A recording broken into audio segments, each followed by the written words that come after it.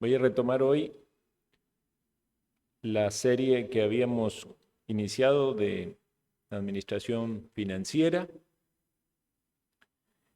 y hacemos un breve repaso de los principios que vimos.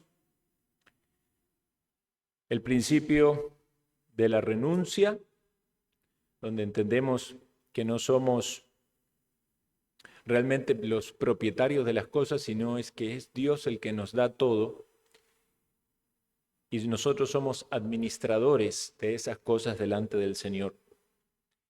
Luego vimos el segundo principio, que era el de la felicidad o también principio del contentamiento. Debemos aprender a estar contentos en cualquiera sea nuestra situación. Sabemos que hay momentos de provisión o de abundancia y hay momentos de escasez, pero si tenemos en claro esto, nuestra vida va a ser diferente, porque la aplicación de los principios bíblicos también tienen que ver con nuestro bienestar y nuestra bendición. Entonces, debemos recordar la importancia de analizar si nos estamos quejando o estamos contentos con lo que Dios nos ha provisto.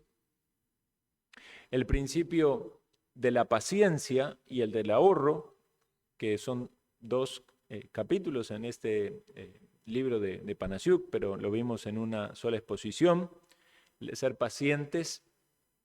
Muchas veces no podemos tener todo lo que queremos tener y necesitamos ser pacientes, es necesario ahorrar. En algunos casos eso requiere privaciones, pero también hay una gran bendición cuando con perseverancia y constancia entonces se pueden cumplir esas metas. El cuarto principio es el de la integridad. Muchas personas pueden prosperar económicamente, pero van transgrediendo muchos de los mandamientos del Señor. Y nosotros hemos hablado de la importancia de una mayordomía financiera que nos lleve a una prosperidad integral. Eso no es solamente estar bien en lo económico, sino honrar al Señor con nuestras finanzas. Quizás en alguna medida en la providencia del Señor eso no implique una prosperidad material a la luz de lo que los hombres pudiéramos juzgar, pero si tenemos en claro lo que Dios nos manda acerca de la integridad de los mandamientos del Señor, entonces vamos a estar con una conciencia limpia delante del Señor de que aquellas cosas que hemos ganado, los bienes que hemos adquirido, ha sido como el Señor lo ha mandado y le hemos honrado con el fruto de nuestro trabajo, el esfuerzo por obtener para nuestras necesidades y para los demás.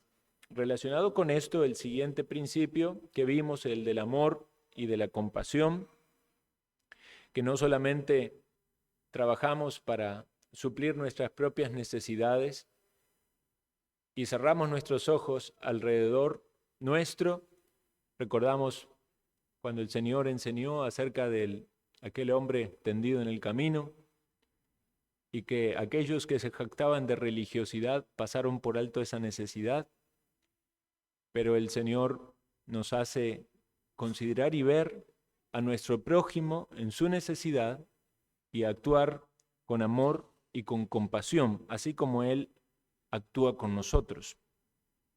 Entonces vimos esos principios también, y el principio que vamos a meditar en esta tarde es el principio del dominio propio, el dominio propio.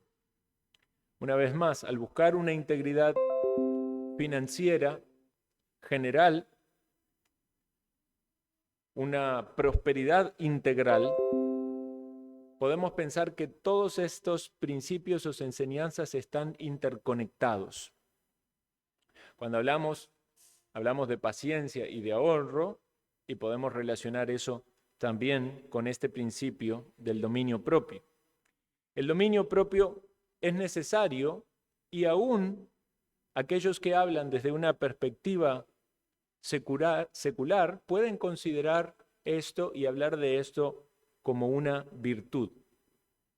Una definición diría que es lo siguiente: es la habilidad para llevar a cabo algo que se nos ha pedido hacer, para modificar un comportamiento, para posponer una acción, para comportarnos de una manera socialmente aceptable sin ser guiados o dirigidos por alguna otra persona.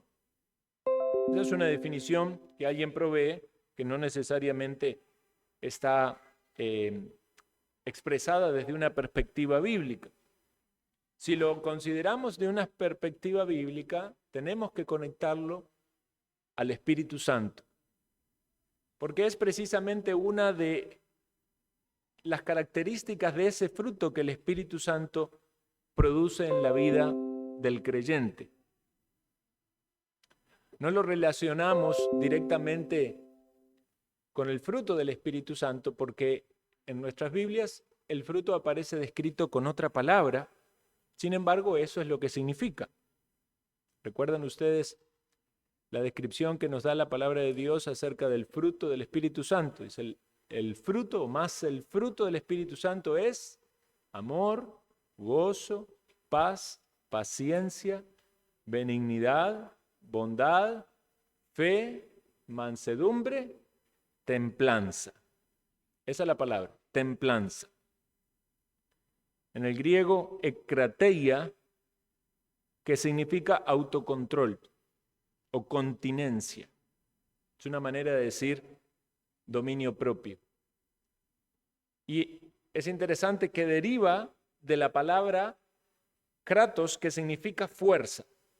Es decir, que es la fuerza bajo control, utilizada de una manera santa en contra de los impulsos de la carne que buscan el pecado.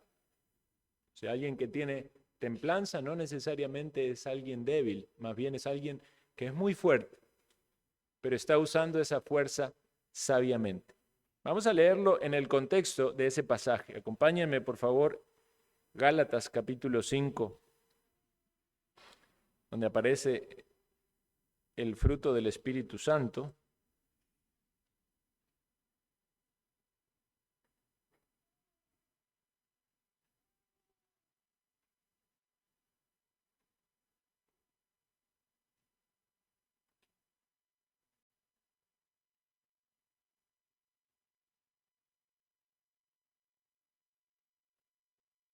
Versículo 19. Vamos a leer ahí, de ahí en adelante hasta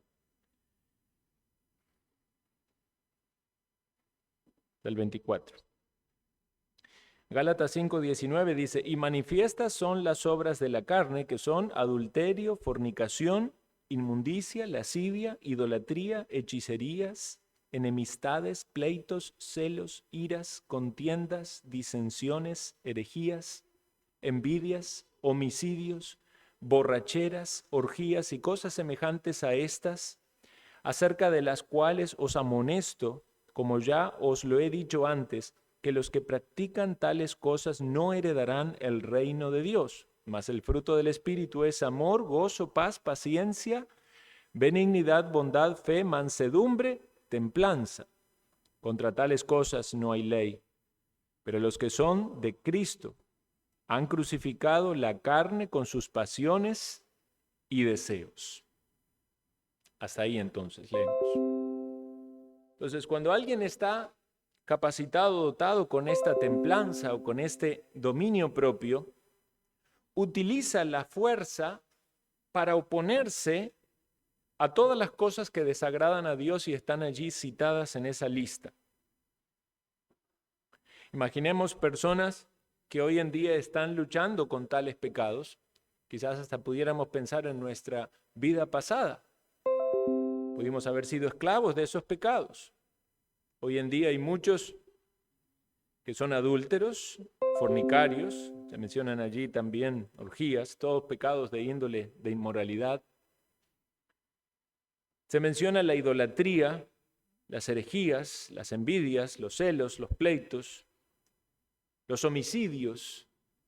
Y nos da la idea de ese plural, ¿verdad? De una reincidencia.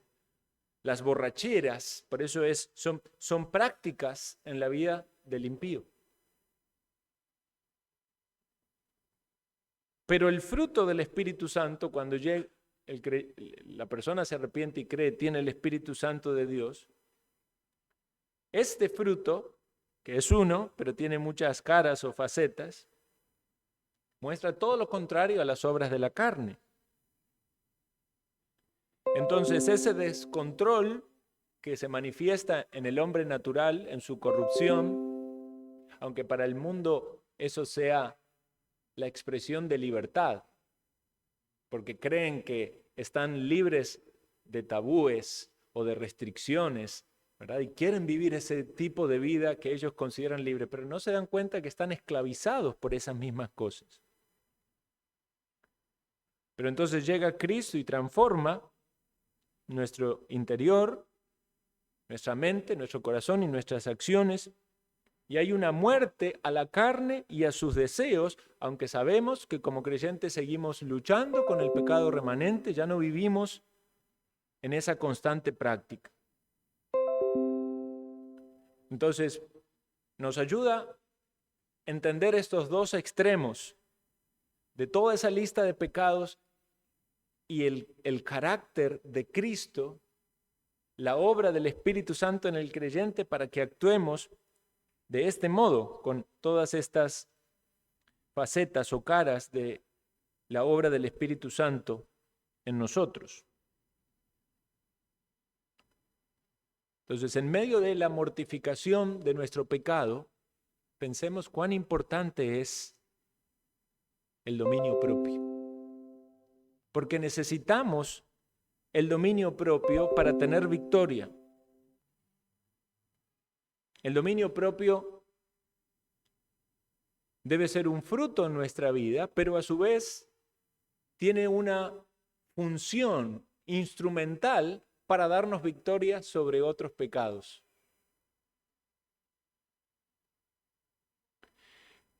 Vean qué interesante que el apóstol Pablo utilizó este tema del dominio propio incluso para evangelizar.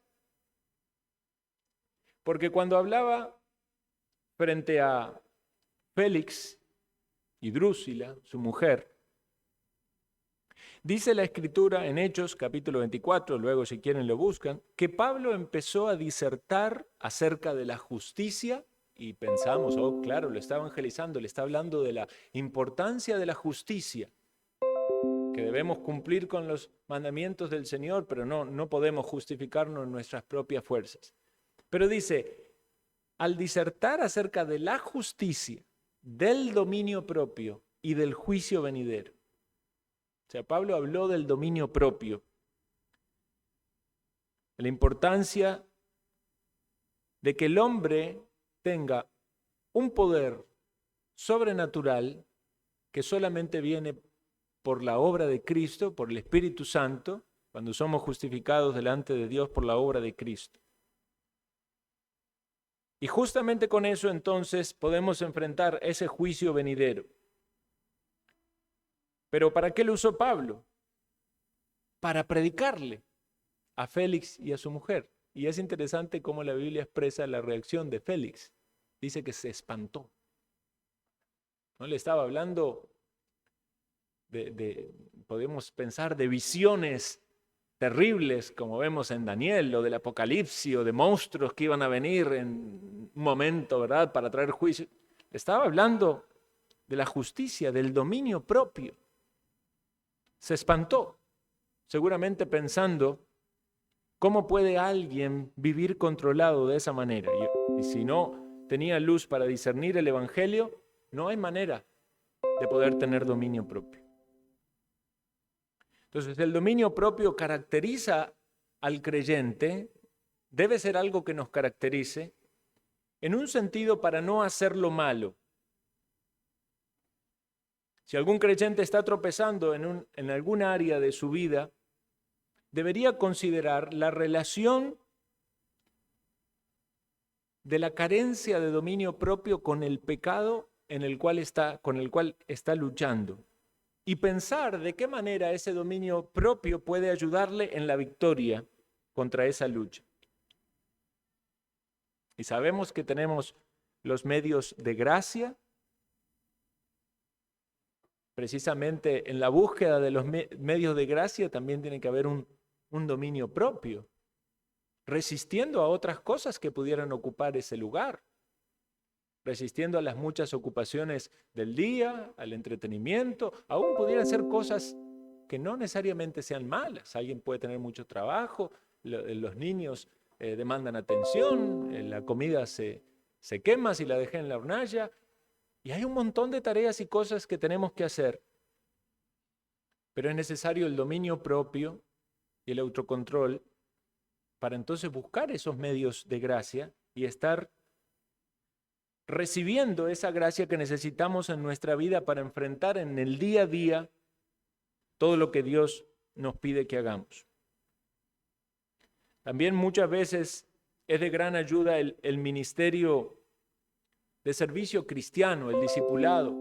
Cuando alguien viene a la fe, quizás ustedes puedan dar testimonio de personas que han sido instrumentales en su vida, en ayudarle en un discipulado, en un crecimiento espiritual, que han podido aprender a saber cómo enfrentar ciertas tentaciones, cómo batallar contra el pecado en sus vidas. Y pudiera ser un hermano en la fe, una hermana, pudiera ser también el ministerio pastoral. Son provisiones del Señor para entonces crecer en nuestra lucha contra el pecado y en el desarrollo de este dominio propio. Entonces, en un sentido, el dominio propio como esa fuerza, esa capacidad que Dios da, su Espíritu Santo obra en nosotros para resistir a lo malo. Y en otro sentido también es la fuerza para hacer lo que debemos hacer, porque muchas veces no tenemos la fuerza para hacer lo que Dios nos pide que debemos hacer. Por ejemplo, el apóstol Pablo le dice a Timoteo, 2 de Timoteo capítulo 1, versículo 6, por lo cual te aconsejo que avives el fuego del don de Dios que hay en ti por la imposición de mis manos, porque no nos ha dado Dios espíritu de cobardía, sino de poder, de amor y de dominio propio. ¿Qué estaba pensando, entendiendo, discerniendo el apóstol Pablo en Timoteo? Puede ser allí un agotamiento, un enfriamiento espiritual, la necesidad de que sea avivado. Bueno, nosotros clamamos por un avivamiento en nuestros propios corazones, clamamos por un avivamiento en la iglesia. Muchas veces tenemos que analizarnos y pensar, ¿será que nos estamos enfriando? ¿Será que hemos dado lugar al pecado? ¿Hemos sido negligentes con nuestras disciplinas espirituales? Señor, aviva tu obra en mi corazón, aviva mi amor por ti, dame un deseo de buscarte, de poner en práctica tus palabras, tus mandamientos. Pablo le aconseja a Timoteo que avive el fuego del don que está en él, y esto tenía que ver con su ministerio pastoral, cuando fue llamado a esta labor. El apóstol Pablo impuso sus manos en ese momento, reconociendo la autoridad que era dada por Dios. Y luego explica, porque Dios no nos ha dado espíritu de cobardía, sino de poder, de amor y de dominio propio. O sea, otra vez este contraste, la cobardía, no hacer lo que tenemos que hacer. Y no solo aplica a Timoteo en su ministerio pastoral o a cada pastor, sino también al creyente. El creyente puede ser cobarde en no hacer lo que tiene que hacer. Un hombre puede ser cobarde en no liderar su hogar como Dios lo manda. Una esposa puede ser cobarde en asumir su responsabilidad con sus hijos o no cumplir su ministerio con su esposo. Podemos ser cobardes en no dar nuestro testimonio cristiano. Podemos ser cobardes en cerrar nuestros labios cuando tenemos oportunidad para anunciar las virtudes de aquel que nos llamó de las tinieblas a su luz admirable.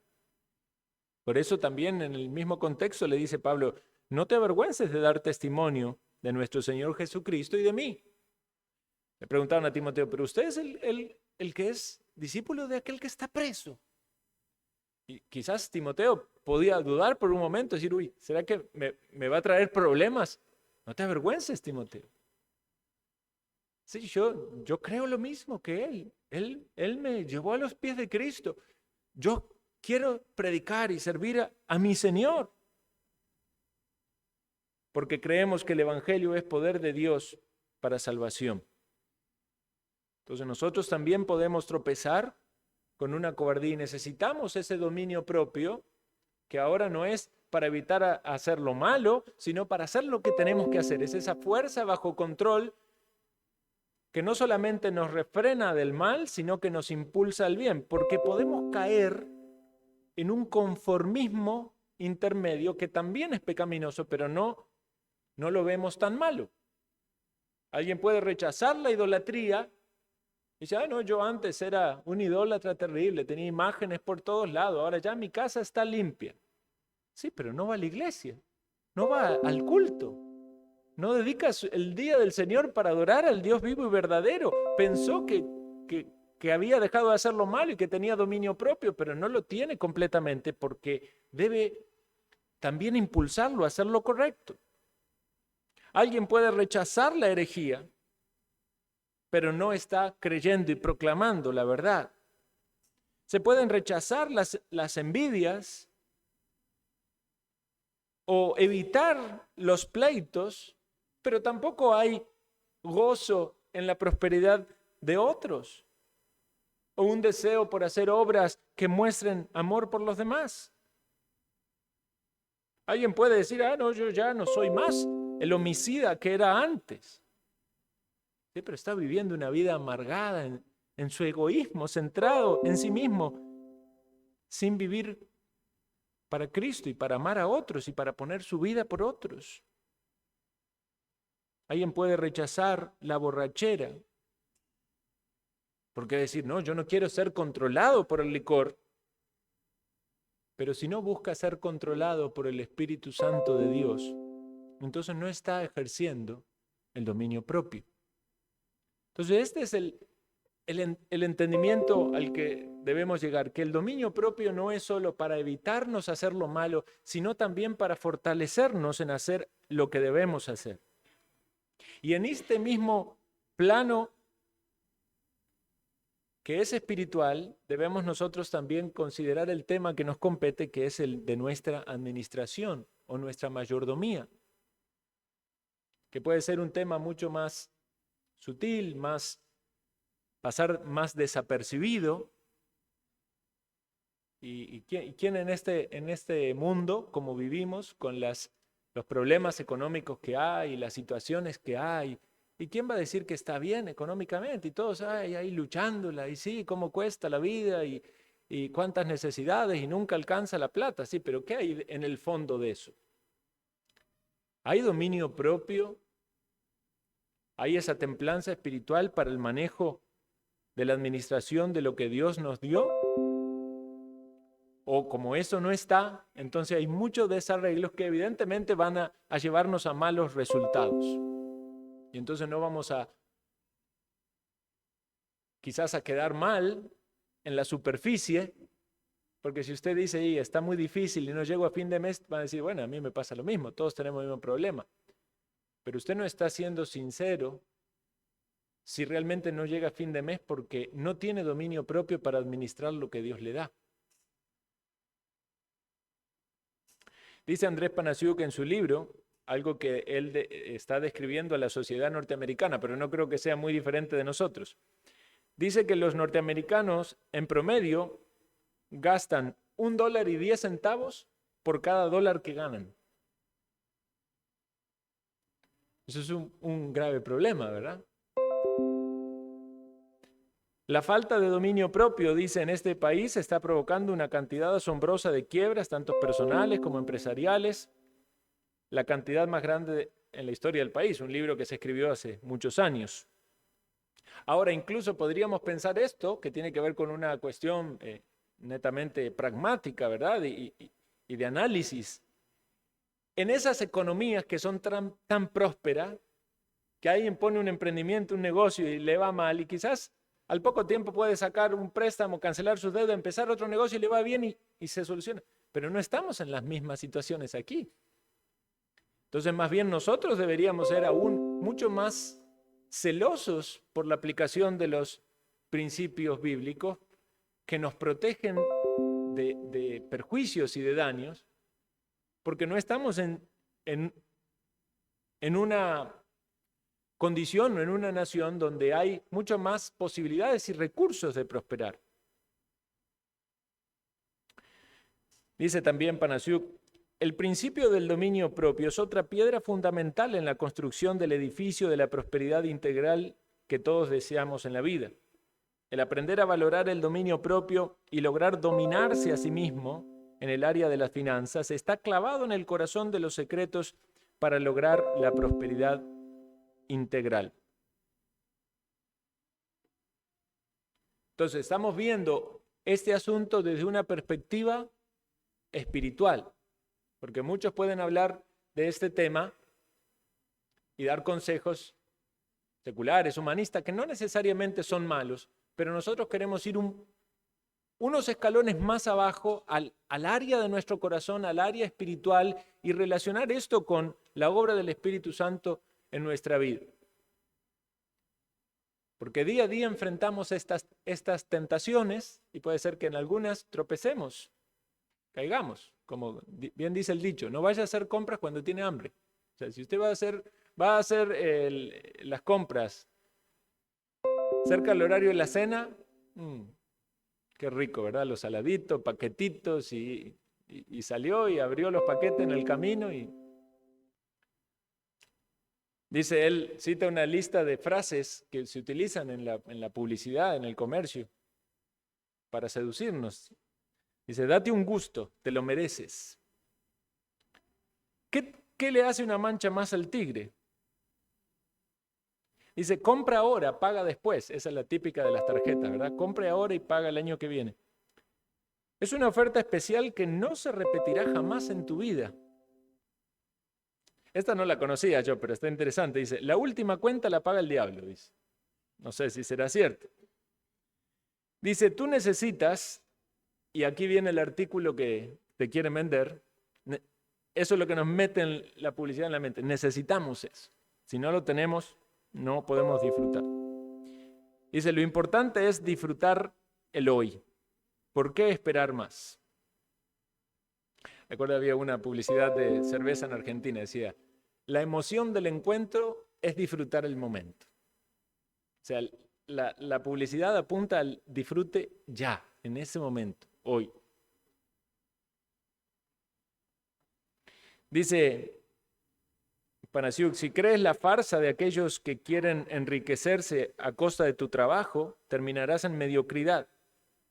Pero si vas a salir del nivel en que te encuentras, solamente lo podrás hacer, como decía Einstein, llevando tu mente a un nivel de pensamiento, a un nuevo nivel de pensamiento. Y cita esta frase que es bastante conocida. Dice, siembra un pensamiento y cosecharás una acción. Siembra una acción, cosecharás un hábito. Siembra un hábito y cosecharás carácter. Siembra carácter y cosecharás un destino.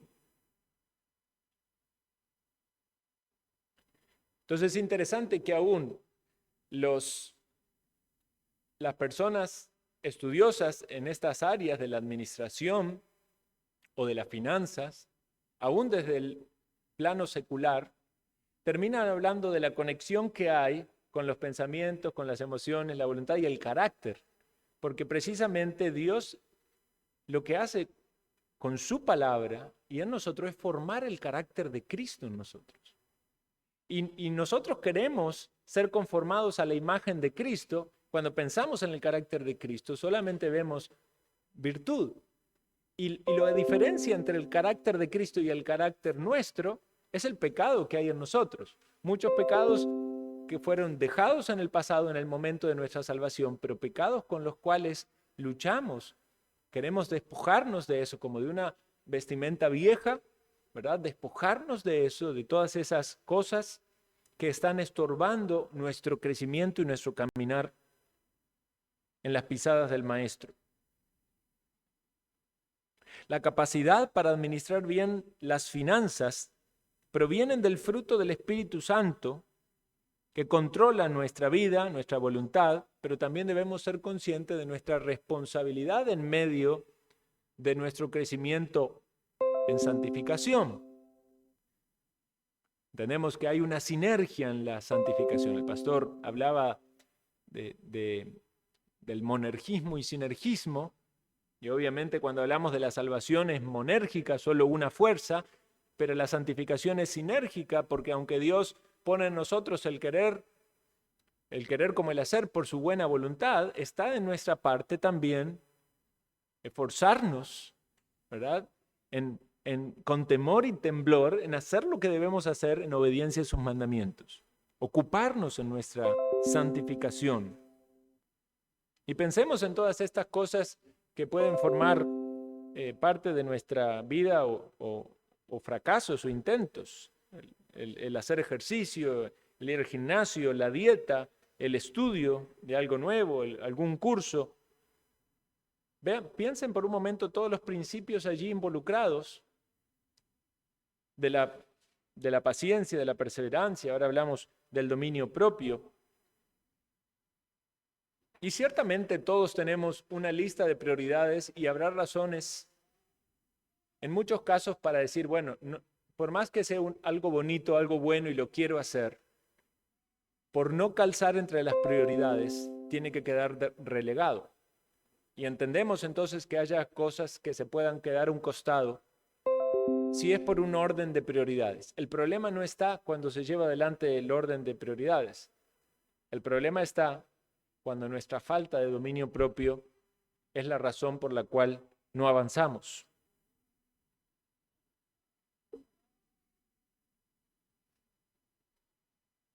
Él habla de una ilustración que pone el caso de una persona, una mujer que se llamaba Alicia, que había tenido problema de embolia cerebral, que es como esos coágulos, ¿verdad?, que se van al cerebro y en algún momento ahí corta la circulación sanguínea, y dice que había quedado paralizada de la mitad de su cuerpo. No podía hablar, no podía caminar, tenía un montón de limitaciones. Y entonces él explica que obviamente hace referencia a la misericordia de Dios, ¿verdad? Un milagro en su recuperación. Pero él también explica cómo esta mujer, haciendo uso de su voluntad y su disposición, cumplía sistemáticamente con todos esos ejercicios que los médicos le daban, ¿verdad? Es como entrenar nuevamente cada uno de los músculos de su cuerpo para que pudiera hablar, para que pudiera mover las extremidades. Y finalmente dice que había llegado a un estado tal que nadie podía imaginar lo que esa mujer había pasado, ¿verdad?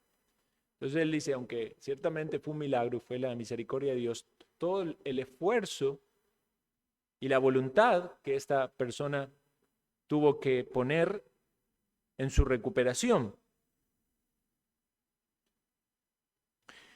También habla de un judío que había caído preso en el tiempo de la guerra con los nazis y estaba en un campo de concentración.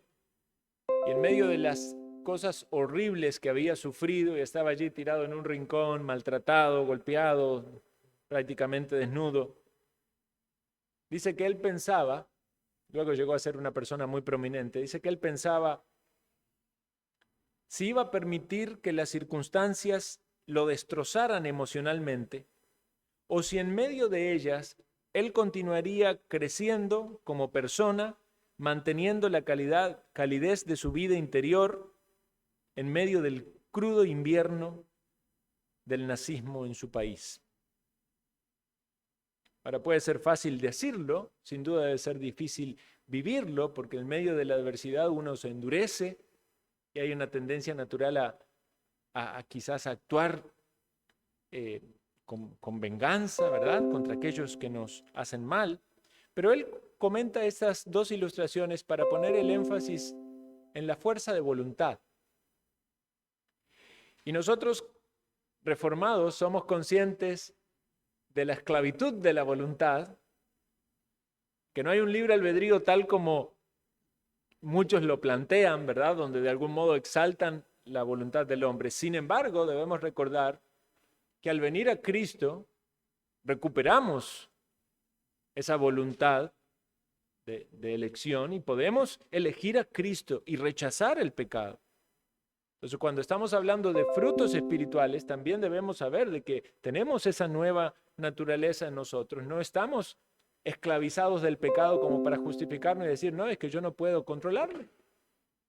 No, yo no tengo fuerza para controlarme. Yo siempre que tengo ganas de comprarme algo, me lo compro. O sea, un impío pudiera decir eso y justificarse eso porque es esclavo del pecado, pero nosotros no.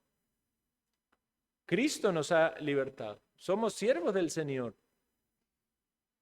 Y tenemos un espíritu que nos lleva al dominio propio y puede ser puesto en funcionamiento en esas pequeñas cosas que pueden pasar desapercibidas ante el mundo como cosas malas, pero si somos instruidos por la palabra y sabemos que hay un problema en nuestras finanzas, en nuestra mayordomía, y entonces sabemos que esa simple frase está revelando un problema en nuestro corazón. Porque si usted dice, si yo quiero comprarme algo, me lo compro. Si le sobra el dinero y eso no le va a generar ningún problema, está en su libertad.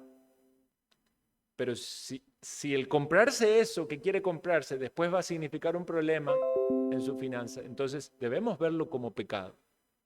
Porque es una falta de dominio propio.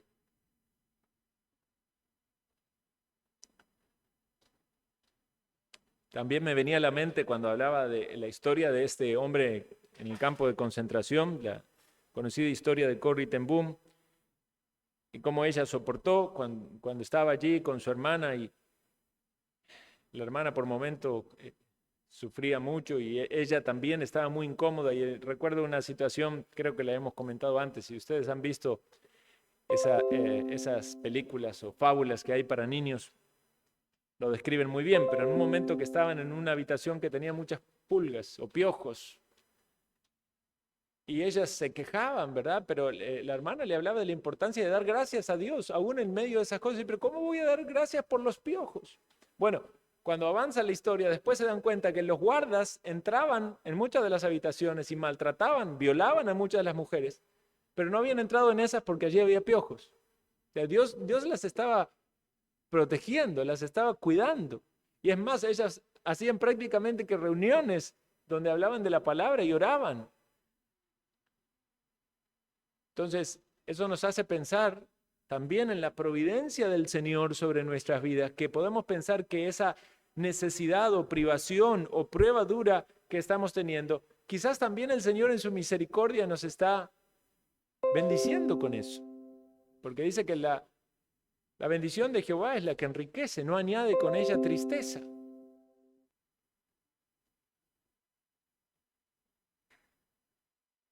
Entonces necesitamos considerar la importancia del dominio propio en todos los aspectos de nuestra vida, y estamos poniendo el énfasis en el aspecto de la mayordomía, de la administración, de los recursos, porque apuntamos en esto en esta serie, pero el principio va y es mucho más amplio, ¿verdad? Quisiera que vayamos a 2 de Pedro capítulo 1 y leamos unos versículos allí.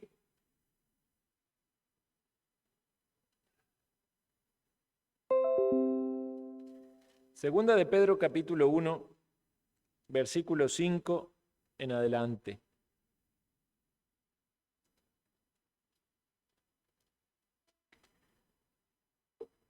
Dice, vosotros también, vamos a leerlo desde el 3, así tenemos todo el contexto. Como todas las cosas que pertenecen a la vida y a la piedad nos han sido dadas por su divino poder, mediante el conocimiento de aquel que nos llamó por su gloria y excelencia, por medio de las cuales nos ha dado preciosas y grandísimas promesas, para que por ellas llegaseis a ser participantes de la naturaleza divina, habiendo huido de la corrupción que hay en el mundo a causa de la concupiscencia.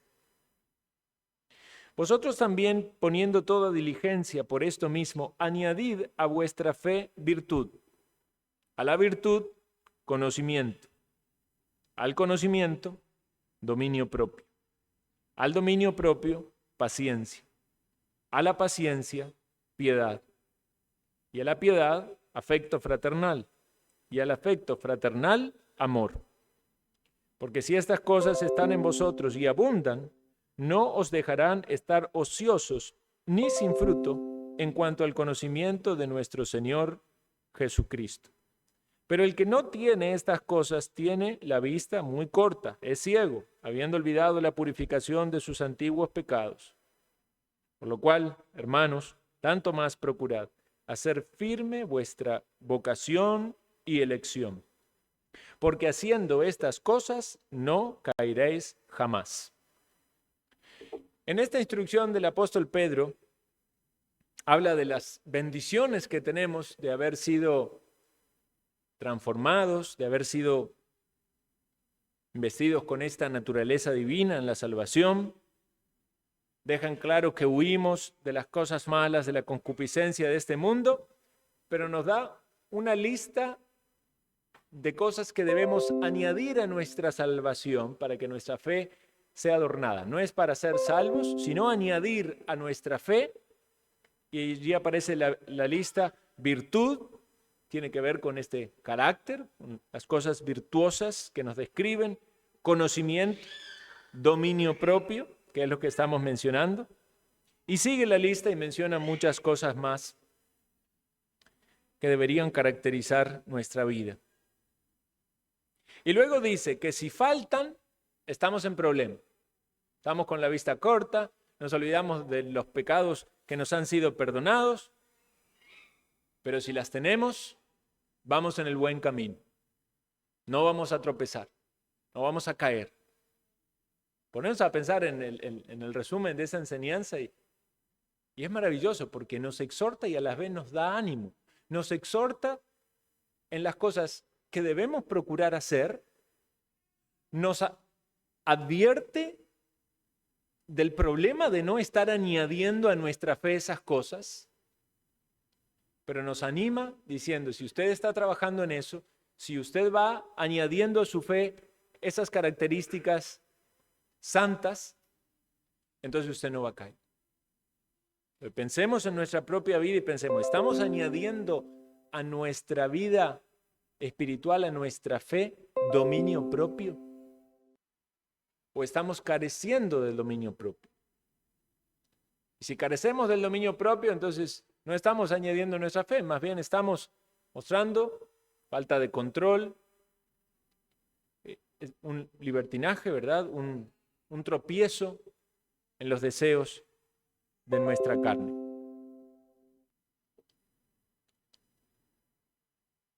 Quiero decir algunas cosas prácticas que menciona también Panasiuk, pero quisiera, antes de llegar a esto, ir a nuestro mayor y supremo ejemplo, que es el de Jesucristo. Obviamente el Señor Jesucristo siempre tuvo dominio propio, ni un solo segundo en su vida terrenal, ni en ningún momento, pero cuando hablamos de Jesucristo encarnado como el ejemplo para nosotros, o sea, pensamos un hombre real, de carne y hueso, que tuvo hambre, que tuvo sed, que sufrió, que pasó incomodidades y siempre tuvo dominio propio. En Mateo capítulo 26 se da una situación donde se ven también a forma de contraste la templanza del Señor Jesucristo y la falta de dominio propio del hombre. Porque ustedes recordarán que Pedro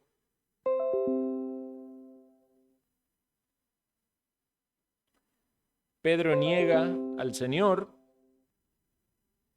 más adelante, pero cuando van a arrestar al Señor,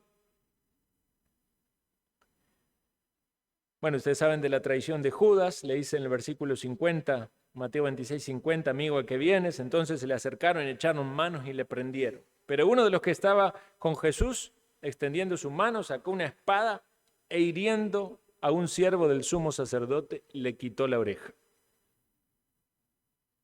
Pero vean las palabras del Señor, dice: vuelve tu espada a su lugar, porque todos los que tomen espada perecerán. ¿Acaso piensas que no puedo ahora orar a mi Padre?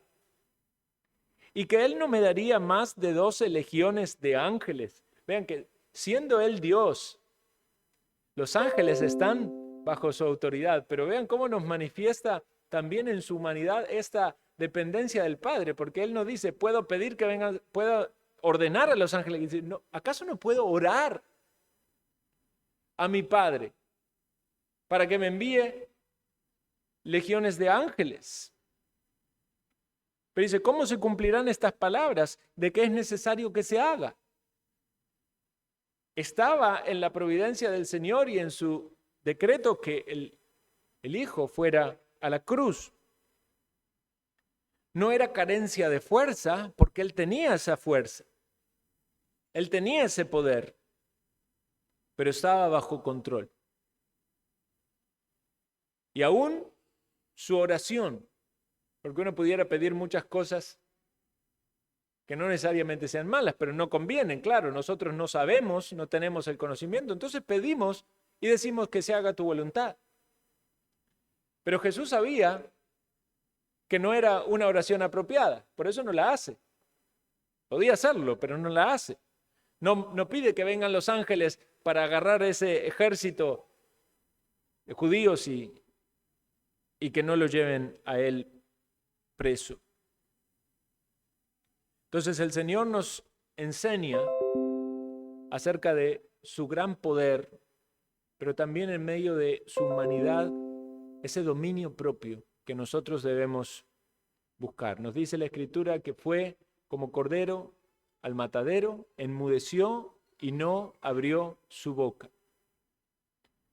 Cada cosa que el Señor hizo refleja este dominio propio maravilloso, fruto de ese Espíritu Santo en la vida de nuestro Señor, de obediencia absoluta al Padre. Todo lo que Él decía, toda obra que hacía, perfecta, sin pecado, sin mancha. Debemos entonces pensar en todos los aspectos de nuestra vida, aún, hermanos, cuando tomamos decisiones en las áreas financieras, en la mayordomía, el uso de nuestros recursos. Quisiera finalizar citando algunos de estos asuntos prácticos. ¿Cómo vamos a empezar a trabajar concretamente en el dominio propio, en nuestra mayordomía financiera? Revisa los principios de prosperidad, los valores que acabamos de explicar, cuáles necesitamos incorporar a nuestra vida. Dice aquí, haz una lista de cosas que necesitas cambiar en tu comportamiento financiero. ¿Tomas decisiones demasiado rápido? ¿No consultas con otros? ¿Eres un comprador compulsivo? ¿No tienes un plan para controlar tus gastos?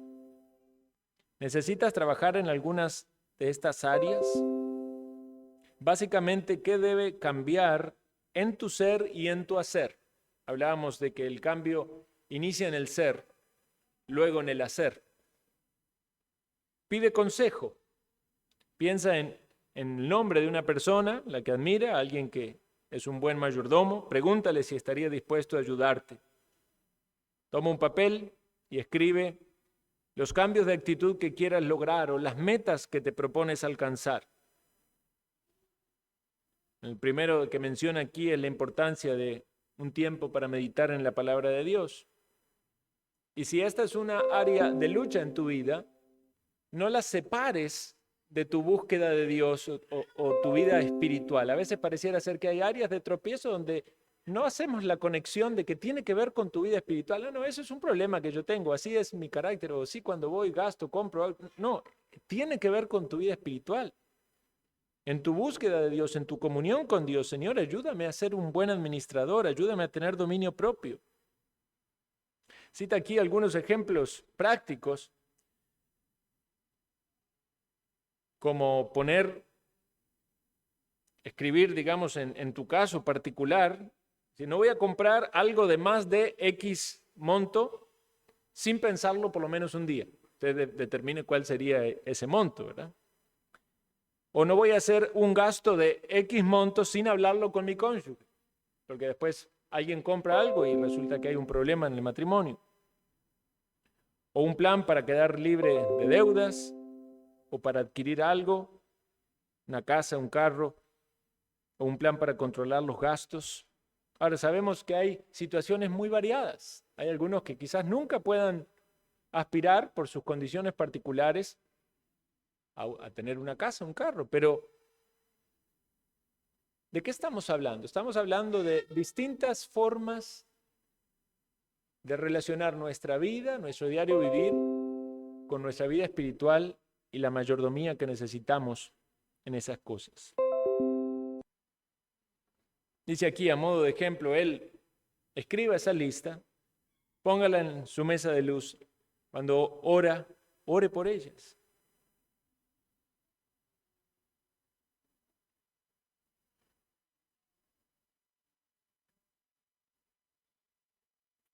Recordemos entonces que cuando vemos ciertas áreas de nuestra vida donde debe haber un cambio, no posterguemos lo que el Señor nos está hablando y enseñando, porque podemos engañar nuestra conciencia. Quizás en algún momento no tuvimos luz y en medio de esa ignorancia podíamos justificarnos, pero si Dios nos da luz, entonces ya somos conscientes de que estamos fallando. Menciona también 7 ingredientes para el éxito económico, que les voy a citar. 1, desarrolla un plan de control de gastos. 2, establece metas, límites económicos. 3, vive los principios que citó antes hasta las últimas consecuencias. 4, aprende a compartir. 5, paga tus préstamos o deudas. 6, prepárate para la edad madura. Y 7, planea la distribución de tu herencia. Y esto puede resultar quizás muy lejano para algunos, pero son muchos los casos que uno oye de padre o madre o persona anciana que llegó al momento de su partida y no planeó a quién iba a dejar sus recursos. Y después más bien los herederos tienen un montón de problemas por eso. Entonces, aún eso es un testimonio del carácter cristiano. Yo tenía en el Instituto Bíblico un profesor de ascendencia judía y él me hablaba del testimonio, ¿verdad?, de su abuelito, que era cristiano, y cómo él había planeado la administración de todo. Dice que había dejado todo arreglado, hasta su funeral, todo, ¿verdad? De modo tal de que fue, o sea, tan detallista que los mismos hijos, ¿verdad?, habían quedado sorprendidos de esa diligencia. Hermanos, que el Señor nos ayude a actuar con dominio propio y podamos en esta área de la mayordomía crecer. El Señor trae luz espiritual a tu vida por medio de estas exposiciones. Nos gozamos, nos animamos, podamos seguir adelante avanzando y creciendo en el reino de Dios. Vamos a orar.